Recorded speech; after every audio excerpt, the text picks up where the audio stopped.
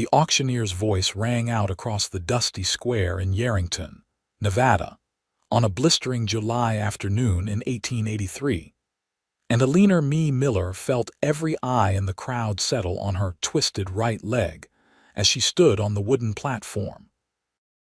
She had been standing there for what felt like hours, though it couldn't have been more than 15 minutes, listening to men bid on her future as though she were livestock being sold at market. Her father had died 3 months ago, leaving debts that swallowed everything, and the bank had wasted no time claiming what they were owed. When there was nothing left to take, they had suggested this arrangement, calling it an opportunity rather than what it truly was, a last resort for a woman with no family and limited prospects. Alina kept her chin high, despite the humiliation burning through her chest. At 22 years old, she had survived a childhood bout of polio that left her with a permanent limp, years of whispers and pitying glances, and the recent loss of the only parent she had ever known. She would survive this too, whatever came next. The auctioneer, a portly man with sweat stains spreading across his shirt, gestured toward her with theatrical flair. "Now, gentlemen, I understand Miss Miller here has a slight imperfection, but she comes with excellent references as a cook and seamstress. Starting bid is $50 for a 1-year work contract, room and board included, of course."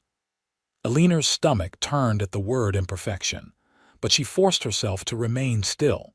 The crowd murmured, men in worn hats and dusty boots exchanging glances. She recognized some faces from town storekeepers and ranch hands who had known her father. None of them met her eyes now. A few men called out lowball offers, their voices carrying more curiosity than genuine interest. Then a voice cut through the noise, strong and clear. $200. The crowd fell silent, heads turning to locate the speaker. Alina followed their gazes to a tall man standing at the back of the gathering. He wore a dark hat pulled low, but she could see the sharp line of his jaw and the broad set of his shoulders beneath a simple work shirt. He moved forward through the crowd, and people stepped aside to let him pass.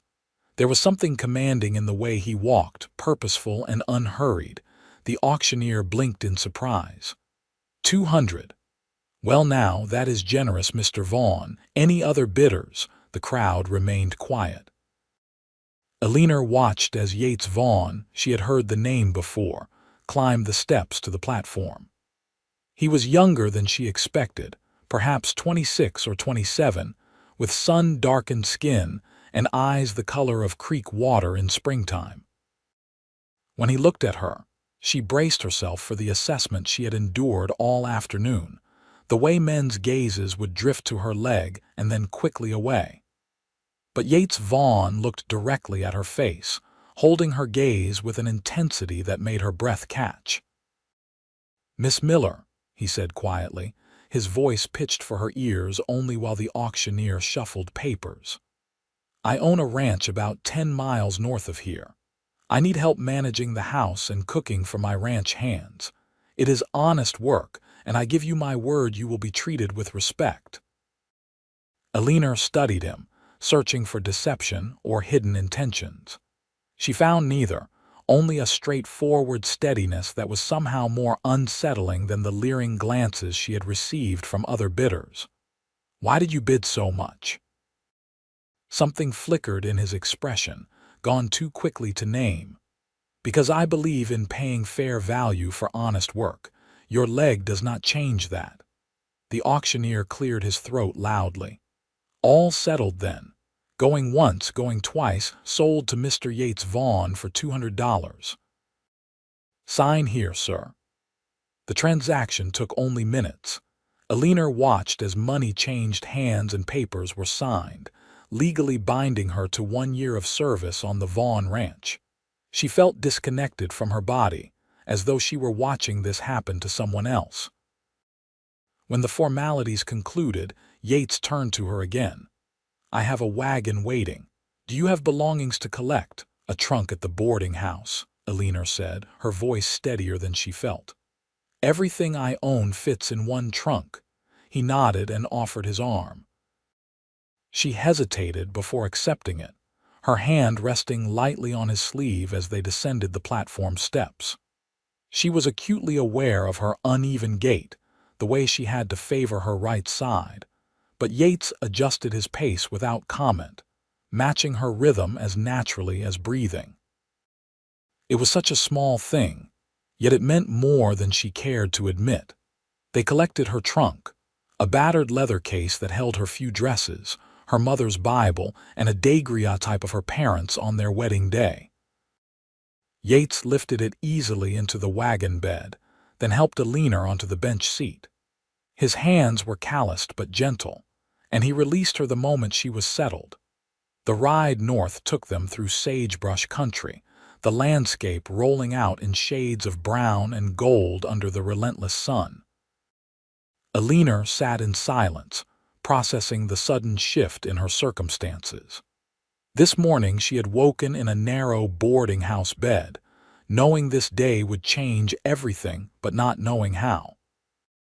Now she was heading into unknown territory with a man who was technically her employer, but who had purchased the contract to her labor in a public auction like something from another century. "I should explain about the ranch," Yates said after they had been traveling for perhaps 20 minutes. His eyes stayed on the road ahead, hands relaxed on the reins. "It is not large, but it is mine. I have 4 men working for me, good men who have been with me since I started 3 years ago. They are rough around the edges but decent. I expect you to cook 3 meals a day, keep the house in order, and help with mending when needed. In return, you will have your own room, meals, and a salary of $10 a month on top of the contract payment." Alina turned to look at him sharply. "A salary? But you already paid for the contract." "That money went to your creditors," Yates said simply. "You should have something for yourself." She did not know what to say to that. Generosity from strangers always came with strings attached. That was what experience had taught her. Yet there was no guile in Yates Vaughn's expression, just the same straightforward honesty he had shown on the platform. "Why did you really bid on me?" she asked, deciding directness might serve her better than suspicion. "And please do not tell me it is just about fair value. You could have hired someone for far less." Yates was quiet for a long moment, the only sounds the creak of the wagon and the steady clip of hooves on packed earth. Finally, he spoke. "My sister, Clara, had a twisted foot from birth. People treated her like she was fragile, like she might break if you looked at her wrong. It made her furious." A slight smile touched his mouth, sad and fond. "She was the strongest person I ever knew. She could outride most men, could shoot better than anyone I have seen before or since. When I saw you on that platform, the way you held yourself despite everything, I saw that same strength. Nobody else was looking for it, but I recognized it." Alina's throat tightened. "You said was your sister." "Fever took her 2 years ago," Yates said quietly. "She was 24. "I am sorry." He nodded acknowledgement but did not elaborate further. They fell into silence again, but it felt different now, less awkward and more companionable. Alina found herself studying his profile, the straight line of his nose, the way the sun caught in his dark hair where it curled slightly at his collar. He was a handsome man. She could acknowledge that objectively, but more than that, there was something solid about him, dependable. The ranch appeared as they crested a low rise, a collection of buildings nestled in a shallow valley where a creek carved through the land. The main house was modest but well-maintained, built from local stone and timber with a wide porch across the front. Outbuildings included a barn, a bunkhouse, and what looked like a smokehouse. Cattle grazed in the distance, dark shapes against the golden grass. "It is not much," Yates said, and Alina heard uncertainty in his voice for the first time. "But it is home." It looks sturdy, Alina said, which was true. Everything about the place suggested careful attention and honest work. And you have water, that is worth more than gold out here. Yates smiled, a real smile that transformed his serious face. Exactly what I thought when I bought the land. Come on, I will introduce you to the men and show you the house. He helped her down from the wagon, his hand spanning her waist briefly before releasing her. 3 men had emerged from the barn, clearly curious about the new arrival. They ranged in age from perhaps 19 to somewhere in his 40s, all wearing the uniform of working cowboys, worn denim, scuffed boots, and sweat-stained hats. "Boys, this is Miss Alina Miller," Yates announced. "She will be managing the house and cooking. You will treat her with respect or you will answer to me." "Understood," the men nodded, mumbling greetings. The youngest, a lanky kid with red hair, looked positively delighted at the prospect of home-cooked meals. The oldest, a grizzled man with a thick mustache, tipped his hat to Alina with old-fashioned courtesy. "Madam," he said, "name is Frank Turner. These 2 are my nephews, Robert and James. We are pleased to have you here. Yates's cooking has been trying to kill us for months." That drew chuckles from the group and even a rueful grin from Yates himself. Alina felt some of the tension in her shoulders ease. This was manageable. She knew how to cook and keep house. She could do this work and do it well. "I look forward to proving myself," she said clearly. "Though I will need a day or 2 to learn where everything is kept and what everyone prefers." "Take whatever time you need," Yates said. He picked up her trunk. "Let me show you your room, then I will give you a tour of the kitchen." The house was dim and cool after the bright heat outside. Yates led her through a front room furnished simply with a table and chairs, a stone fireplace, and a few shelves holding books and practical items. A short hallway led to 3 doors. He opened the first. "This will be yours," he said, stepping aside to let her enter. The room was small but clean, containing a narrow bed, a dresser, a washstand, and a single window that looked out toward the creek. Someone had made an effort. The floor was swept. The bedding looked freshly laundered, and there was even a small vase on the dresser holding a bunch of wildflowers. "The flowers were Frank's idea," Yates admitted, setting her trunk at the foot of the bed. "He thought it would be welcoming." "It is," Alina said, touched by the gesture. She ran her fingers along the edge of the dresser. "Thank you, this is more than I expected." Yates lingered in the doorway, seeming unsure. "My room is at the end of the hall. The middle door is just storage. The men sleep in the bunkhouse. You do not have to worry about privacy." Alina nodded, appreciating his consideration. "May I have a few minutes to settle in?" "Of course." "Come out when you are ready, and I will show you the kitchen." After he left, closing the door quietly behind him, Alina sank onto the edge of the bed. Her hands were shaking, she realized, the adrenaline of the day finally catching up with her. She had been sold, that was the ugly truth of it, purchased like a piece of property. But Yates Vaughn did not treat her like property. He treated her like a person, like someone whose comfort mattered. She thought of what he had said about his sister, about seeing strength instead of weakness. Nobody had ever said anything like that to her before. Her father had loved her but pitied her. Teachers had been kind but doubtful.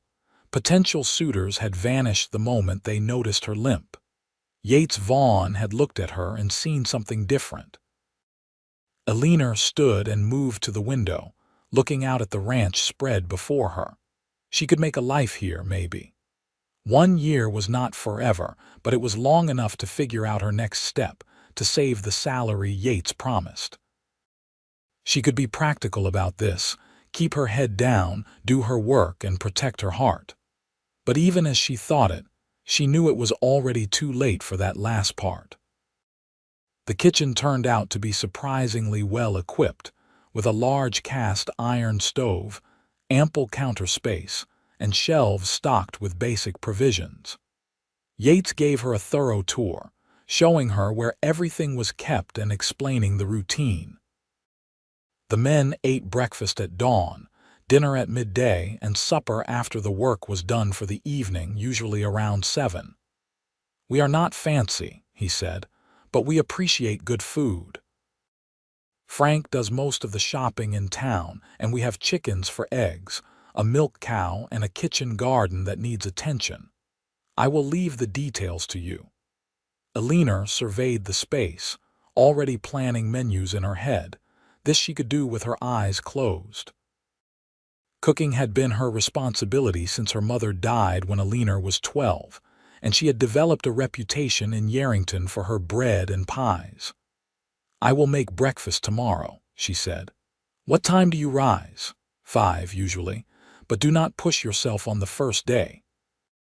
5 is fine, Alina assured him. "I am an early riser." She spent the rest of the afternoon exploring the kitchen and pantry, taking inventory and familiarizing herself with the layout. The men gave her a wide berth, clearly wanting to avoid getting in the way, but she caught them sneaking curious glances whenever they thought she was not looking. Frank eventually ventured in to ask if she needed anything from town, and she gave him a short list of items that would expand her cooking options. That evening, she prepared a simple supper of fried ham, beans, and cornbread using what was available. It was nothing elaborate, but the men ate with enthusiasm that bordered on reverence. Robert, the middle nephew, declared it the best meal he had eaten in months, which earned him a swat from Frank. "Do not insult the boss," Frank said, but he was grinning. Yates took the teasing in stride. "I never claimed to be a good cook. That is why I hired help." After supper, the men retreated to the bunkhouse while Alina cleaned the kitchen. She was elbow-deep in dishwater when Yates appeared in the doorway. "You do not have to do that tonight," he said. "You have had a long day." "So have you," Alina pointed out, not pausing in her work. "And this is my job." He moved into the room, picking up a towel. "Then let me help." They worked in companionable silence, Alina washing while Yates dried and put away dishes. It felt strangely domestic, intimate in a way that made Alina hyper-aware of his proximity. He was tall enough that she had to tilt her head back to look at him properly, and he smelled of honest sweat, leather, and something else, something clean she could not quite name. "The men like you," Yates said eventually. "That was not a given. They have been skeptical about changes." "I have only been here a few hours," Alina said. "Give them time to find my flaws." "Is that what you think? That people are just looking for flaws?" Alina paused, her hands stilling in the water. "In my experience, yes. People see my leg first, everything else second." Yates set down the plate he was drying and turned to face her fully. In the lamplight, his eyes looked darker, more intense. "Then they are fools. Your leg is just a part of you, like your brown hair or your stubbornness." "I am not stubborn," Alina protested, but she felt her lips twitch with the urge to smile. "You stood on that platform today like a queen at court," Yates said quietly. "That takes stubbornness, the good kind." "It takes courage." Alina's breath caught. They were standing too close, she realized, close enough that she could see the faint scar on his chin, the exact color of his eyes in lamplight. Close enough to feel dangerous. She stepped back, returning her attention to the dishes. "Thank you for the compliment, but I should finish here and get some rest." If Yates noticed her retreat, he did not comment on it.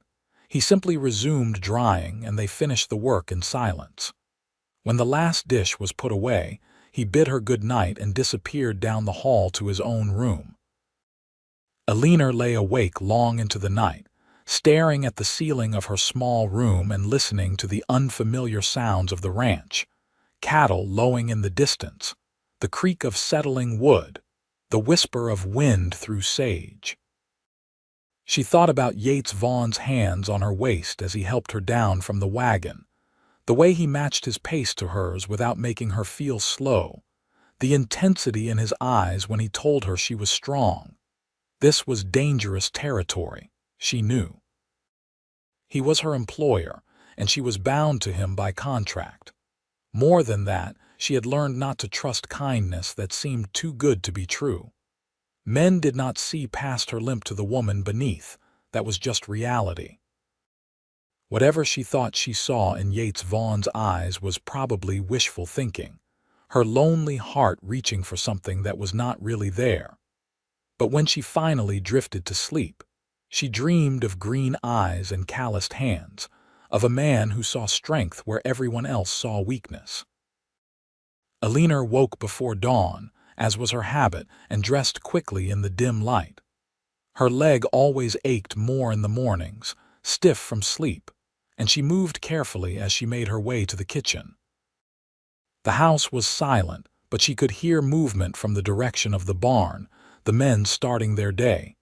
She built up the fire in the stove and set about making breakfast. Biscuits, bacon, eggs from the henhouse, and coffee strong enough to wake the dead. By the time the sky began to lighten, the kitchen was filled with good smells, and Alina felt the satisfaction of work done well. The men arrived in a group, stamping dirt from their boots on the porch and entering with the careful courtesy of cowboys unused to having a woman around. They settled at the long table, and Alina served them with efficient grace, ignoring the way her leg protested the constant movement. Yates was last to arrive, his hair still damp from washing up. His eyes found Alina immediately, a question in them, and she gave him a small nod to indicate she was fine. She saw him relax slightly as he took his seat. Breakfast was a noisy affair, the men talking about the day's work, which fences needed mending, which cattle needed moving. Alina listened as she ate her own smaller portion, learning the rhythm of the ranch. When the meal ended, the men thanked her profusely and headed out, leaving her alone with Yates. "You are limping more than yesterday," he observed, his tone careful. "Is the work too much?" Alina bristled instinctively at the implication. "I am fine. My leg is always stiff in the morning. It will loosen up." "I am not criticizing," Yates said quickly. "I just want to make sure you are not pushing yourself too hard." "This is my job," Alina reminded him, more sharply than she intended. "You hired me to work, so let me work. I do not need special treatment." Something flickered in Yates's expression, hurt maybe, but he nodded. "Understood. I will be out with the men if you need anything." After he left, Alina felt a pang of regret for her harsh tone. He had only been showing concern, the same considerate kindness he had shown since the moment he bid on her contract. But she could not afford to be seen as fragile or incapable, not here, not when she was already starting from a position of disadvantage. She threw herself into work, cleaning the house from top to bottom, tending the kitchen garden, planning meals. By midday, when she rang the bell for dinner, she had proved to herself, if no one else, that she could handle everything required of her. The days developed a rhythm. Alina rose before dawn, cooked 3 meals a day, kept the house spotless, and tended to the endless small tasks that made a household run smoothly. The men treated her with unfailing courtesy, and even pitched in occasionally with the heavier work without being asked. Frank proved to be an excellent shopping companion, never questioning her requests and always finding exactly what she needed in town. Yates remained polite but distant, clearly respecting the boundaries Alina had established.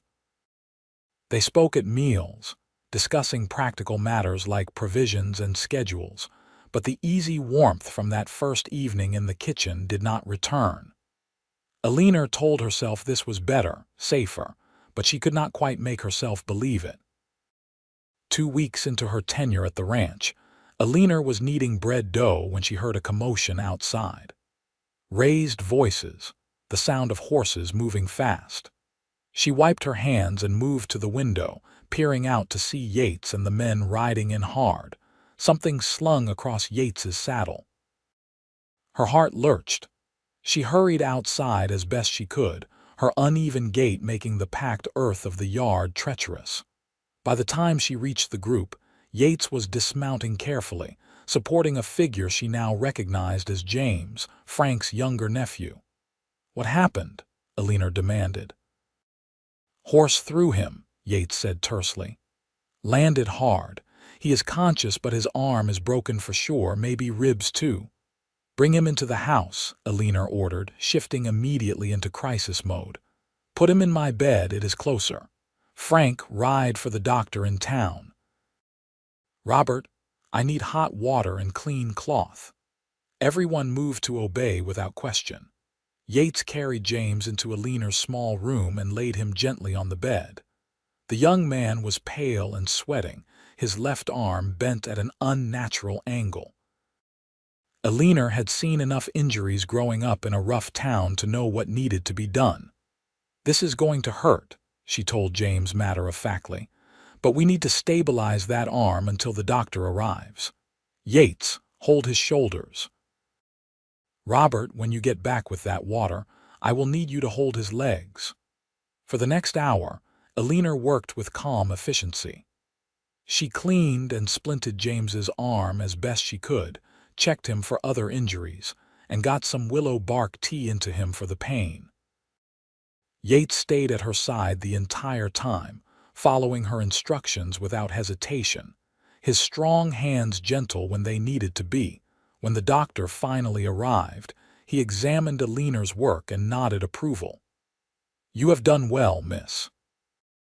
Not much more I can do except set the bone properly and wrap those ribs.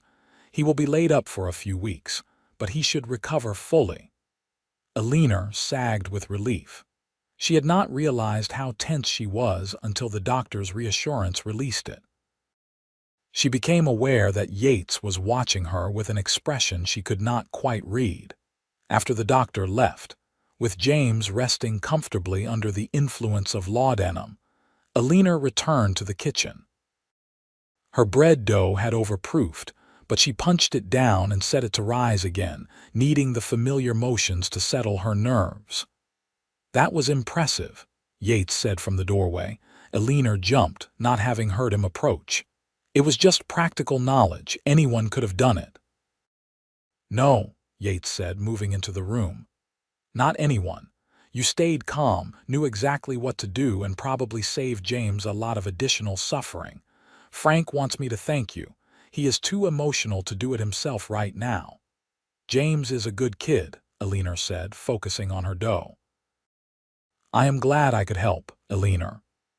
Yates's voice was soft but insistent. She looked up to find him standing much closer than she expected. "You do not have to deflect every compliment. You do not have to prove yourself constantly. We see your worth, I see it. Do you?" The question came out more vulnerable than she intended. "Or do you just see your sister when you look at me?" Yates went very still. "Is that what you think?" "I do not know what to think," Alina admitted. "You paid $200 for my contract when you could have gotten workers for a fraction of that. You treat me with more consideration than anyone has in years. You look at me like I am not broken, and I do not understand why." "You are not broken," Yates said fiercely. "Having a limp does not make you broken any more than having brown eyes or a talent for cooking does. It is just part of who you are.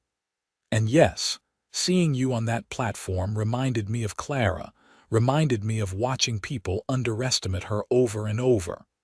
But you are not my sister, Alina." "I know that." "Then what am I to you?" Alina asked, her heart pounding. Yates reached out slowly, giving her time to pull away if she wanted. When she did not, he brushed a strand of hair back from her face, his fingers lingering against her cheek. "You are the woman who makes this house feel like a home, who handles crises without falling apart, who stands up to me when I overstep, who makes the best biscuits I have ever tasted. You are Alina, and that is more than enough." Alina closed her eyes, leaning into his touch despite every logical reason not to. "I am afraid," she whispered. "I have been disappointed so many times." "I know," Yates said. "I am afraid too. I have not felt this way about anyone since before Clara died, since before I stopped letting people close. But there is something about you, Alina, something that makes me want to take the risk." She opened her eyes and found him watching her with such open honesty that it stole her breath. "We should be practical about this. I am contracted to work for you for a year. Getting involved would complicate everything." "It would," Yates agreed. He had not moved his hand from her face.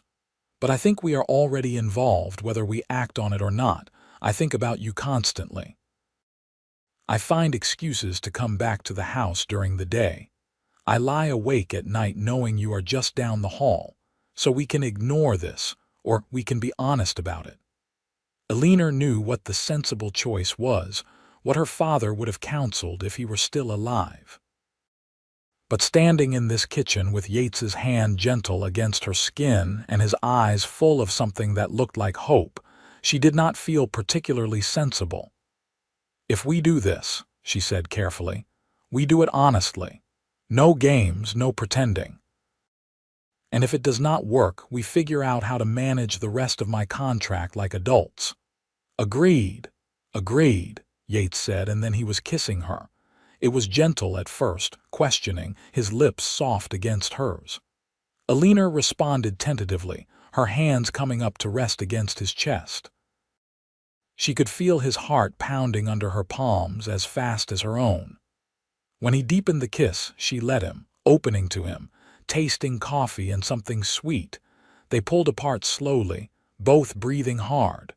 Yates rested his forehead against hers.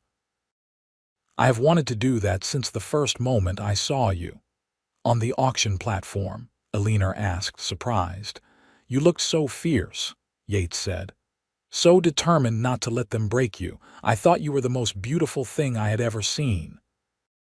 Alina laughed, the sound shaky but genuine. "I looked terrified." "You look strong," Yates corrected. "There is a difference." They stood like that for a long moment, wrapped in each other's arms in the middle of the kitchen. Outside, Alina could hear the ranch continuing its daily rhythm, cattle, chickens, the distant voices of Frank and Robert. But in here, in this small bubble of space, it was just the two of them. Finally, reluctantly, Alina stepped back. "I need to check on James, and you have work to do." "I do," Yates agreed, but he caught her hand before she could move away completely. "Alina, this is not just convenient for me. I need you to know that. This is real." "I believe you," Alina said, and realized she meant it. Over the following weeks, something shifted in the dynamic of the ranch. Alina and Yates were careful not to be obvious about their growing relationship, mindful of propriety and the men's comfort, but there were small signs. The way Yates's hand would linger on her back when he passed her in the hallway. The way Alina would save the best portions of meals for him. The way they would find excuses to be alone together, talking late into the evening after everyone else had gone to bed. James recovered slowly under Alina's attentive care. The young man clearly embarrassed to be causing extra work but grateful for her kindness. Frank and Robert seemed to sense the change between Yates and Alina, but had the good grace not to comment, though Alina caught them exchanging knowing looks more than once. It was nearly a month after the incident with James when Frank approached Alina while she was hanging laundry. "Miss Alina, can I speak with you a moment?" "Of course, Frank," Alina said, pinning a sheet to the line. "What is on your mind?" The older man removed his hat, turning it in his hands nervously. "I do not mean to overstep, but I have noticed you and the boss seem close." Alina felt her cheeks heat. "Frank, he held up a hand. "I am not judging, miss. Truth is, it is about time Yates found someone. He has been alone too long and you are good for him. The boys and we just want you to know we approve if that matters." "It matters a great deal," Alina said softly. touched by his concern. "Thank you, Frank. He is a good man," Frank continued. "Best boss I ever worked for, and I have worked for plenty. Lost his sister hard, lost his parents before that. Ranch is all he has had for a long while. But since you came," he smiles again. "That is worth something." After Frank left, Alina stood among the flapping sheets and let herself imagine a future she had not dared to consider before. What would it be like to stay here beyond her contracted year? To make this place truly home? To build a life with Yates? That evening, after supper was cleared and the men had retired, Yates found Alina on the front porch. She was sitting on the steps, looking out at the stars beginning to appear in the darkening sky. "Mind if I join you?" he asked. "I was hoping you would," Alina admitted. He sat beside her close enough that their shoulders touched. They were quiet for a while, comfortable in the silence. Finally, Yates spoke. "Frank talked to you today." "He did," Alina confirmed. "He wanted me to know he approves of us." "The men have been giving me knowing looks for weeks," Yates said with a slight smile. "Apparently we are not as subtle as we think. Does it bother you that they know?" "No," Yates said firmly. "Alina, I am not trying to hide this.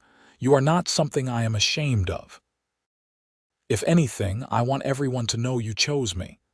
Alina turned to look at him in the fading light. "I think it is more like we chose each other." "Even better," Yates said. He took her hand, lacing their fingers together.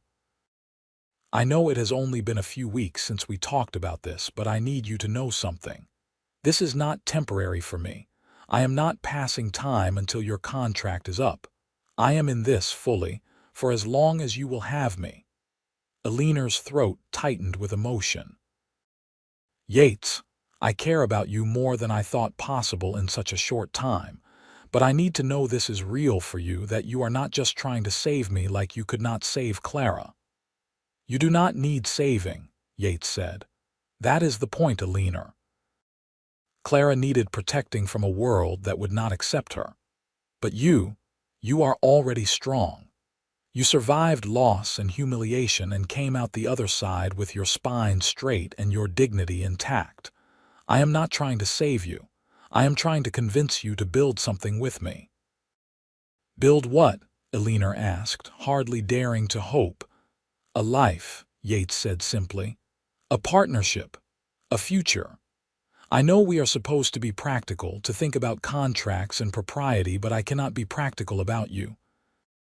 I am falling in love with you, Alina Miller, and I think you might be falling too." Alina's breath caught. "I am," she admitted. "Falling, I mean. I have been fighting it because it seemed impossible, but I am falling in love with you, Yates Vaughn." He kissed her then, deep and thorough, his hands cupping her face like she was something precious. When they finally broke apart, both smiling, Alina rested her head on his shoulder. "So what do we do now?" she asked. "Now," Yates wrapped an arm around her. "Now we take it one day at a time. I court you properly, even if you do live in my house. We let this grow naturally, and when your contract is up, I ask you to stay, not as an employee but as my wife, if you want that." "I think I might," Alina said softly. "I think I might want that very much." They sat together as full darkness fell, wrapped in each other's arms under the vast Nevada sky. For the first time since her father died, Alina felt truly at peace. She had found more than employment at the Vaughn Ranch. She had found home. The summer deepened, bringing with it the intense heat typical of Nevada in August. Alina settled into the rhythm of ranch life as though she had been born to it. Her initial wariness faded, replaced by genuine affection for the place and the people. Frank and his nephews treated her like family, often bringing her wildflowers they found on the range or helping with heavier tasks without being asked. James, fully recovered from his injury, was especially devoted, insisting she had saved his life, though Alina maintained she had only done what anyone would have done. But it was her relationship with Yates that truly flourished. He courted her with an old-fashioned persistence that made her heart flutter, bringing her small gifts from town, reading to her in the evenings from his small collection of books, teaching her to ride one of the gentler horses despite her concerns about her leg. He never pushed her faster than she was ready to go, but his intentions were clear in every gesture, every word. One evening in late August, Yates asked Alina to take a walk with him after supper. They strolled toward the creek, the air finally cooling after another blistering day. The water ran shallow this time of year, but it still provided a green ribbon of life through the brown landscape. "I have been thinking," Yates said as they walked, his hand holding hers. "Your contract is up at the end of June next year. That is 10 months away." "I know," Alina said quietly. They had not discussed the contract explicitly since that conversation on the porch weeks ago, but it hung between them, a deadline neither wanted to face. "I do not want to wait 10 months to ask you properly," Yates said. He stopped walking and turned to face her. "Alina, I know this is fast. I know people will talk, but I also know my own heart, and I know that what I feel for you is not going to change. If anything, I fall more in love with you every day." Alina's heart was pounding so hard she was sure he could hear it. "Yates, let me finish," he said gently. "I am not asking you to marry me tomorrow. I know you need time to be sure to trust this, but I want you to know my intentions. I want to marry you, Alina. I want to tear up that contract and make you my wife, my partner in everything. I want to build this ranch with you, grow old with you, have a family with you if that is something you want. I want everything." Tears stung Alina's eyes. "I never thought anyone would want those things with me. I thought my leg meant I would always be second choice, the practical option if nothing better came along." "You are not second choice," Yates said fiercely. "You are first choice, only choice. Your leg is not a flaw, Alina. It is just part of the woman I love." "I love you too," Alina said, the words coming easily now. "And yes, I want all of those things. A family, a future, building something together. I want it all with you." "Then marry me," Yates said. "Not today, not tomorrow, but soon. Let me make this official. Let me show everyone that you chose me just as much as I chose you." "Yes," Alina said, laughing through her tears. "Yes, I will marry you, Yates Vaughn."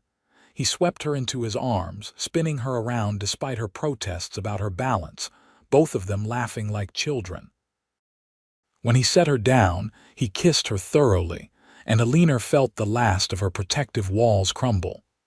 This was real. This was forever. They decided to marry in October, giving them time to make proper arrangements but not waiting unnecessarily. Alina wrote to her father's sister in California, a woman she barely knew but who was her only remaining family, to share the news. The response came 3 weeks later, a warm letter expressing delight and including a family ring that had belonged to Alina's grandmother. Yates rode into Yerington to make arrangements with the circuit preacher and to file the papers that would formally dissolve Alina's work contract. When he returned, he presented her with a dress length of beautiful blue fabric. "For your wedding dress," he said, suddenly shy. "The shopkeeper said it matches your eyes." Alina held the fabric, overwhelmed by the thoughtfulness. "Yates, this must have cost a fortune." "You are worth a fortune," he said simply. "You are worth everything." In the evenings, Alina worked on her dress with careful stitches while Yates read aloud or simply sat near her, content in her presence. They talked about their plans for the future, how they might expand the ranch, whether they wanted children right away or should wait a few years. Yates admitted he hoped for several children eventually, wanting to create the large, boisterous family he had never had growing up. "What about you?" he asked. "Do you want children?" Alina considered the question carefully. "I always assumed I would not have the chance," she admitted. "But yes, I do. I want to raise children here, Teach them to be strong and kind, to judge people by their character rather than their circumstances. They will be lucky to have you as a mother, Yates said warmly. As their wedding date approached, excitement built not just between Alina and Yates, but among the ranch hands as well. Frank insisted on contributing to the wedding feast, using his savings to purchase special items from town. Robert and James spent their spare time sprucing up the ranch, repairing anything that looked shabby, touching up paint, even building new shutters for the house windows. The night before the wedding, Alina stood in her small room, her finished dress hanging on the wall. It had turned out beautifully, the blue fabric draping elegantly, with lace at the collar and cuffs that she had painstakingly added. She could hardly believe that tomorrow she would put it on and become Alina Vaughn. A soft knock at her door interrupted her thoughts. "Come in," she called, expecting Frank or one of the nephews. Instead, Yates stepped inside, closing the door behind him. "I know it is bad luck to see you before the wedding, but I could not sleep. I wanted to make sure you are certain about this."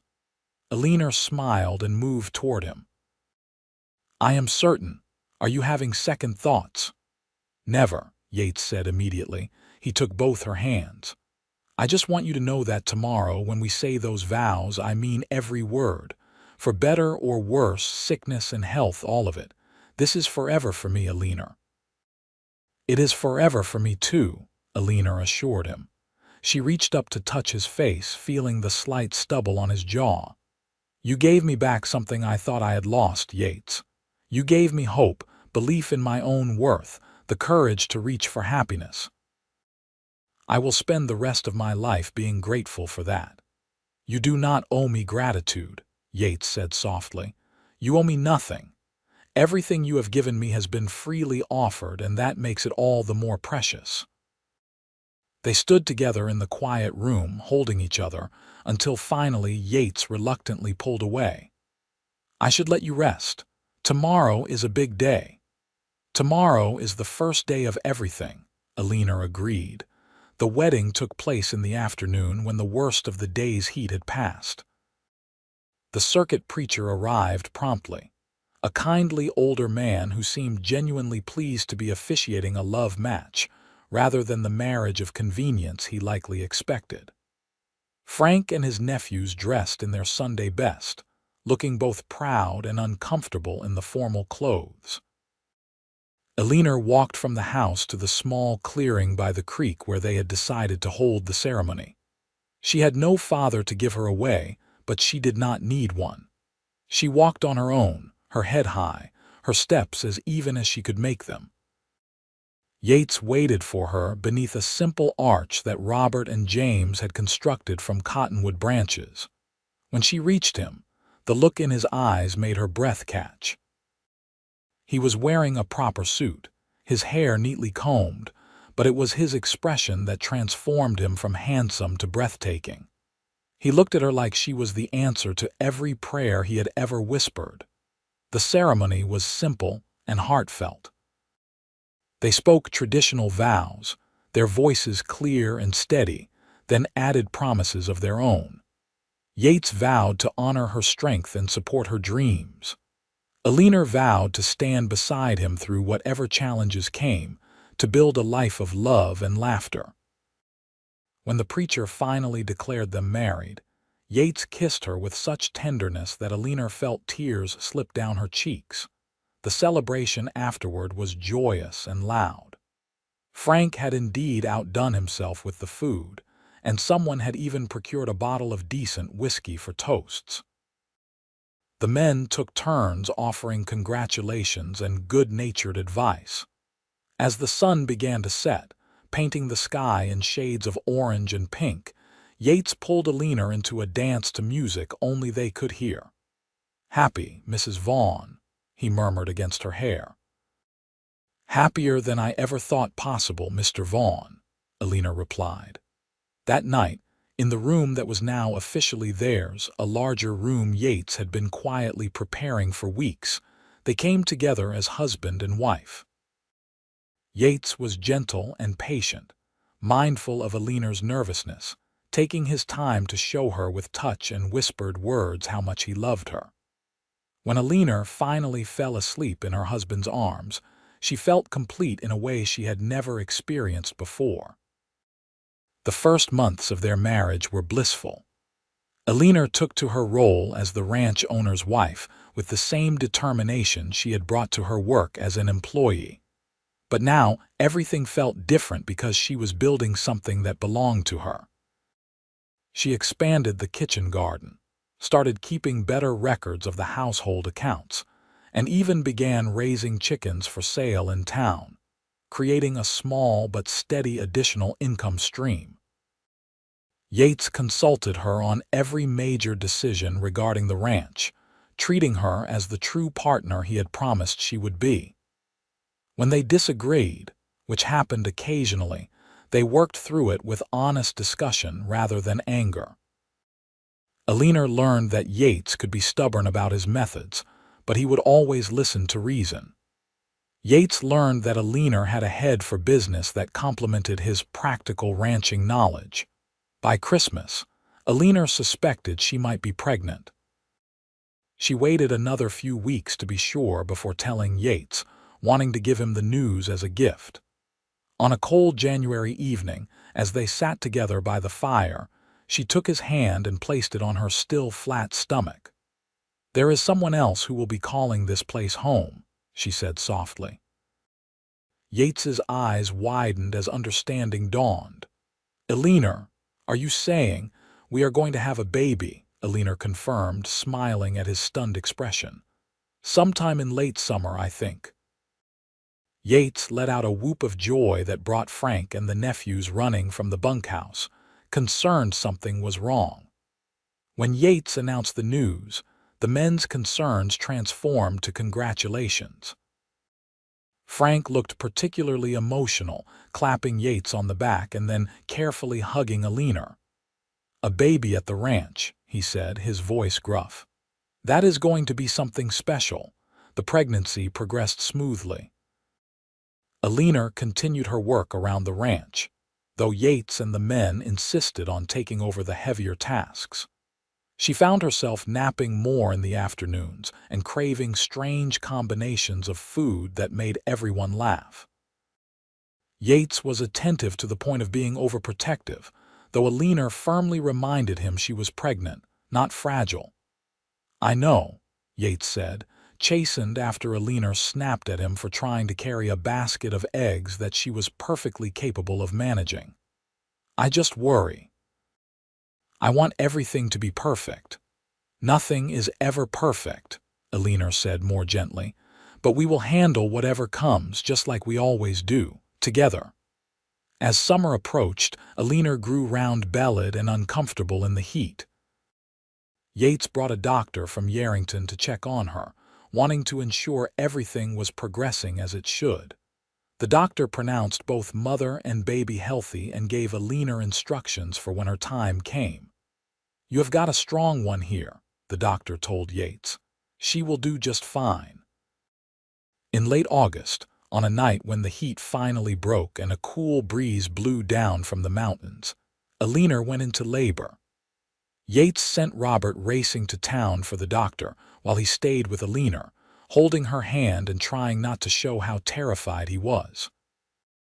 Frank and James kept themselves busy boiling water and gathering clean cloths, following the instructions Alina had made them memorize weeks ago in case this happened. The labor was long and difficult. Alina had known her twisted leg might complicate things, though the doctor had assured her many women with similar conditions delivered healthy babies.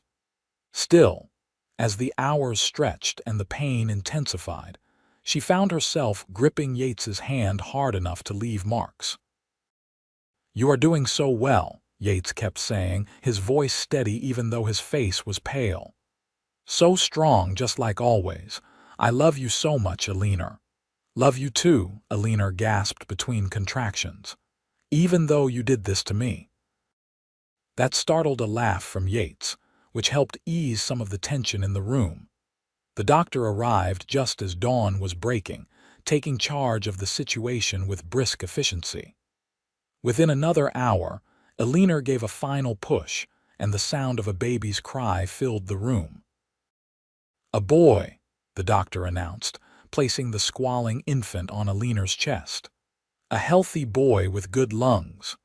Eleanor looked down at her son through tears of exhaustion and joy. He was red and wrinkled and absolutely perfect. Yates, standing beside the bed, reached out with a trembling hand to touch the baby's tiny fist. "We made that," he said in wonder. "Eleanor, we made a person." "We did," Eleanor agreed, laughing and crying at the same time. "What should we name him?" They had discussed names endlessly during the pregnancy, but had never quite settled on the right choice. Now, looking at his son, Yates said quietly, "What about Thomas? It was my father's name." "Thomas Vaughn," Eleanor tested the name. "I like it, Thomas it is." Frank and the nephews were allowed in to meet the newest member of the ranch family, each man taking his turn holding the baby with exaggerated care. Frank looked particularly moved, admitting later that Thomas reminded him of his own sons at that age, grown men now and scattered across the territory. The first weeks with Thomas were exhausting but wonderful. Eleanor recovered well from the birth, though she was more tired than she expected. Yates proved to be a devoted father, taking night shifts with the baby so Eleanor could sleep, walking the floor with Thomas when he was fussy, changing diapers without complaint. Watching her strong, capable husband cradling their tiny son, singing off-key lullabies, Eleanor fell even more deeply in love. As Thomas grew from newborn to infant, the ranch thrived. They had a good year, the cattle bringing fair prices, no major disasters befalling them. Yates hired 2 additional hands to help manage the expanding herd, young men who quickly learned that Eleanor was as much in charge as her husband. She kept the books, managed the household accounts, and was not afraid to offer opinions on ranch operations. The men respected her for it. When Thomas was 6 months old, Eleanor discovered she was pregnant again. This time the news was less of a shock but no less joyful. Yates immediately began planning for how they would manage 2 small children, talking about expanding the house, adding more rooms. "We might end up with a whole brood," Eleanor teased. "Are you sure you are ready for that?" "I would take a dozen children if they are all like Thomas," Yates declared, making Eleanor laugh. "Let us see how we manage 2 before we start planning for a dozen." Their daughter, Clara, named for Yates's beloved sister, was born in early spring the following year. The birth was easier than Thomas's had been, and Clara emerged with a shock of dark hair and her father's green eyes. Thomas, now a toddler, was fascinated by his baby sister, wanting to touch her constantly under careful supervision. With 2 small children, life on the ranch became more chaotic but also more full. Eleanor learned to manage her household tasks while keeping one eye on Thomas's adventures and the other on Clara's feeding schedule. Yates was a hands-on father, often returning from the range to find Thomas perched on his shoulders and Clara snug against his chest in a sling Eleanor had fashioned.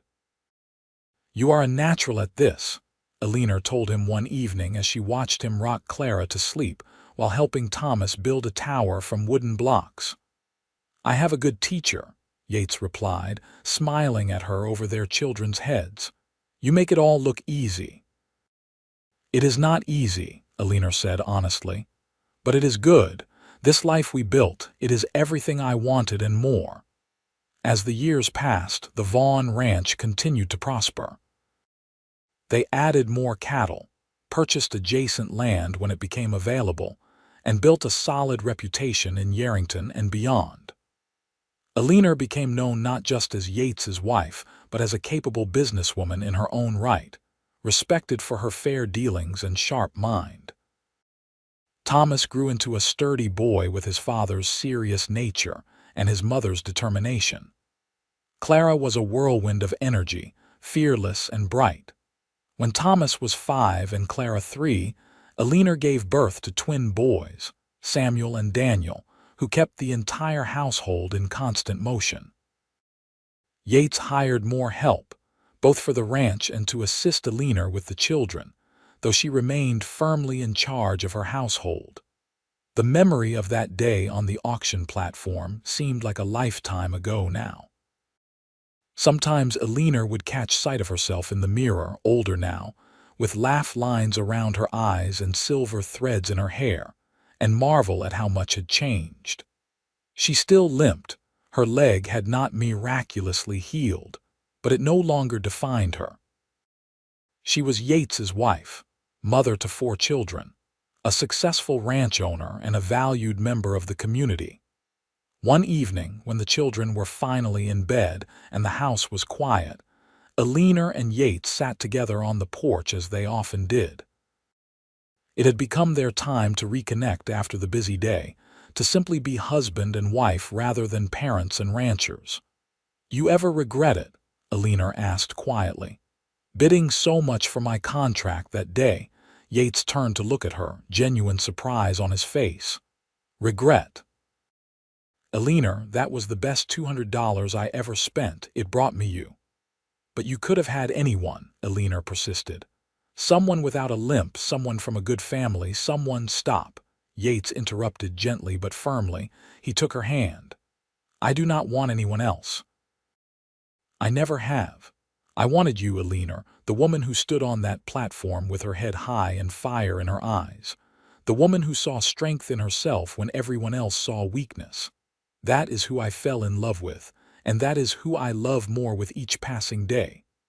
Tears stung Alina's eyes. "I love you too, so much. You gave me everything, Yates." "No," Yates corrected, pulling her close. "We gave each other everything. That is what makes it matter."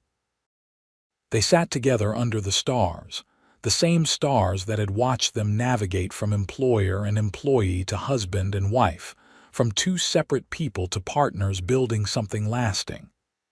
Inside the house, their children slept safely. Around them, the ranch they had built together thrived.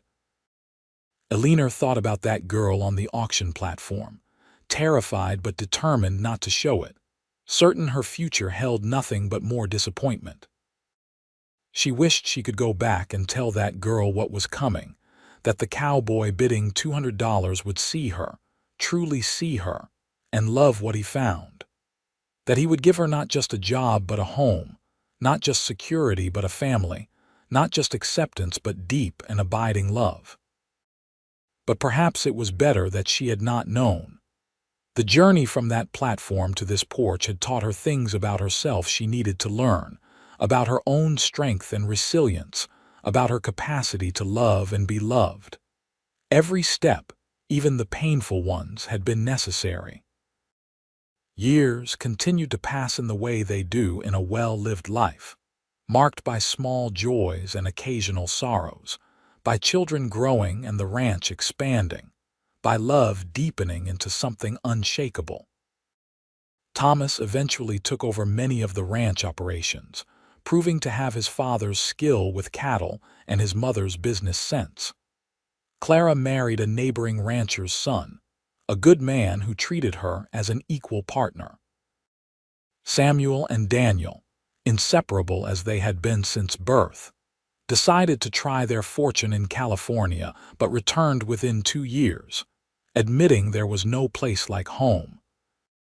Alina and Yates grew old together, their hair silver, their faces lined with the evidence of years spent working under the Nevada sun. Alina's limp grew more pronounced with age, arthritis settling into the old injury. But Yates was always there with a supporting arm, matching his pace to hers just as he had from that very first day. On their 30th wedding anniversary, their children and grandchildren gathered at the ranch for a celebration.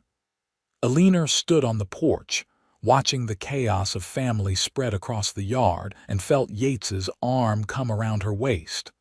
"What are you thinking?" he asked. That I am the luckiest woman alive, Alina said simply. That every hard thing I went through was worth it to get here.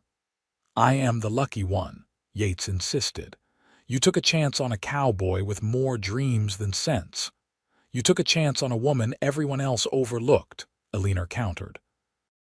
I did not overlook you, Yates said seriously. I saw you, really saw you from the first moment. I saw strength, courage, dignity, everything beautiful and true. I saw the woman I wanted to spend my life with, and I have never regretted that vision for a single second. Alina turned in his arms, looking up at the face she knew as well as her own. I love you, Yates Vaughn. I love you, Alina Vaughn, he replied, and kissed her there on the porch while their grandchildren played and the sun set over the land they had built together. That night, after the celebration ended and the house finally quieted, Alina lay in bed beside her husband of 30 years. They had started with nothing but hope and determination. They had faced challenges, drought years and cattle sickness, the death of friends and the grief that comes with living a full life. But they had faced it all together, two people who had found each other against all odds and refused to let go.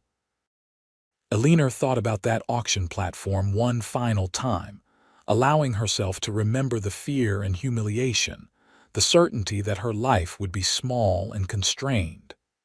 She thought about the moment Yates's voice had rung out, confident and sure, bidding an amount that shocked everyone. He had not been bidding on damaged goods or a convenient housekeeper.